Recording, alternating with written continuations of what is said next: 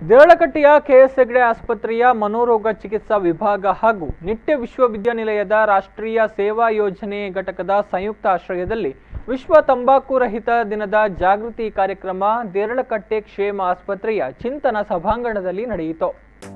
ಕ್ಷೇಮ ಆಸ್ಪತ್ರೆಯಲ್ಲಿ ವಿಶ್ವ ತಂಬಾಕು ರಹಿತ ದಿನಾಚರಣೆಗೆ ಗಿಡಕ್ಕೆ ನೀರು ಹಾಕುವ ಮೂಲಕ ಕುಲಪತಿ ಡಾಕ್ಟರ್ ಸತೀಶ್ ಕುಮಾರ್ ಭಂಡಾರಿ ಚಾಲನೆಯನ್ನ ನೀಡಿದರು.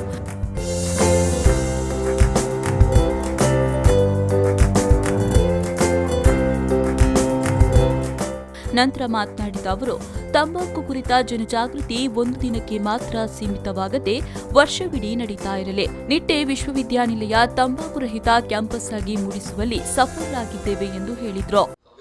ಯಾವ ರೀತಿಯ ಅನುಕರಣೆಯನ್ನು ಕೂಡ ನಾವು ಮಾಡುವ ರೀತಿಯಲ್ಲಿರುವಂತದ್ದು ಕಾಣುವುದಿಲ್ಲ. ನನ್ನ ನೆಟ್ಟಿಗೆ ಹೆಚ್ಚಿನವರಿಗೆ ಇದರ ಅಭ್ಯಾಸ ಇಲ್ಲ ಅಂತ ನಾನು ಬಯಸಿಕೊಳ್ಳುತ್ತೇನೆ. ಎಷ್ಟು ಜನ ಹೊಗೆ ಸೊಪ್ಪು ಸೇರ್ತೀರಿ ಅಥವಾ ನಶವನ್ನು ಉಪಯೋಗಿಸ್ತೀರಿ? ಇದರಲ್ಲಿ ಕೈ ಎತ್ತೀರಾ? ಯಾರಾದ್ರೂ ಅಭ್ಯಾಸ ಇದ್ದವರು ಇದ್ದೀರಿ ಅಲ್ಲಿ? ಇದರಲ್ಲಿ ಬಹಳಷ್ಟು ಸಂತೋಷ. ಯಾಕಂದ್ರೆ ಇಲ್ಲಿ ಸೇರಿದವರು ಯಾರು ಈ ಅಭ್ಯಾಸ ಇಲ್ಲ ಅಂತ ಕೇಳುವಾಗ ಬಹಳ ಸಂತೋಷ ಆಗ್ತದೆ. ಆದ್ರೆ ಈ ಕಾರ್ಯಕ್ರಮದ ಬಗ್ಗೆ ಅರಿವನ್ನು ಮೂಡಿಸುವುದರಲ್ಲಿ ನಿಮ್ಮ ಪಾತ್ರ ಬಹಳಷ್ಟು ದೊಡ್ಡದಿದೆ. ಎಪಿ ಶೆಟ್ಟಿ ದಂತ ಮಹಾವಿದ್ಯಾಲಯದ dean doctor US Krishna Nayak ಮುಖ್ಯ ಅತಿಥಿಯಾಗಿ ಭಾಗವಹಿಸಿ ಮಾತನಾಡಿ, ತಂಬಾಕು ವಿರೋಧಿಸಿ ಶ್ವಾಸಕೋಶ ಆರೋಗ್ಯ ಕಾಪಾಡುವ ಜಾಗೃತಿ ಪ್ರಸ್ತುತ ದಿನಗಳಲ್ಲಿ ಆಗ್ತಾ ಇದೆ. ಕ್ಷೇಮ ಆಸ್ಪತ್ರೆ ವತಿಯಿಂದ ಎನ್ಆರ್ಟಿಪಿ ಥೆರಪಿ ಸೇರಿದಂತೆ ವಿದ್ಯಾರ್ಥಿಗಳಿಂದ ನಿರಂತರ ಜಾಗೃತಿ ಕಾರ್ಯಕ್ರಮಗಳನ್ನು ಸಾರ್ವಜನಿಕರಿಗಾಗಿ ಆಯೋಜಿಸಲಾಗುತ್ತಿದೆ ಎಂದರು.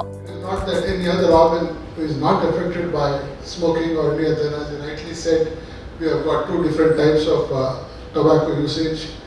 One is smoke and smokeless tobacco. All that has been highlighted. I don't want to sound repetitive, but I would like to say various organizations across the world, in our own city, across our city, in our own campus, so many institutions including ours, apart from the Nitte University Department of Psychiatry.